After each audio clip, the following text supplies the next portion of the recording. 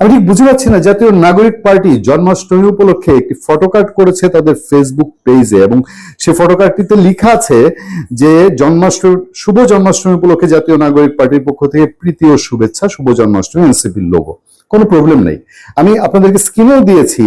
কিন্তু এই লোগোটাতে আপনারা ভালো করে ঢুকে দেখবেন, নেটে সার্চ দিয়ে এনসিপির পেজে গিয়ে দেখবেন এটা একটা জলছাপ আছে।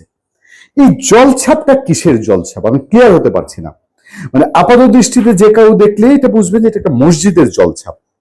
মানে একটা মন্দির এরকম হয়, আমি ইন্ডিয়াতে গিয়েছি, বাংলাদেশে বহু সনাতন ধর্মাবলম্বীদের মন্দিরে গিয়েছি, দেখেছি।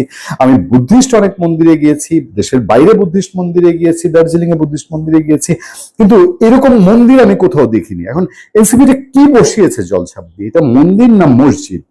যদি মন্দির হয়ে থাকে ঠিক আছে, ব্যাপার না, কিন্তু এটা কোথাকার মন্দির? গুগলে সার্চ দিবেন রাম মন্দির, কৃষ্ণ মন্দির।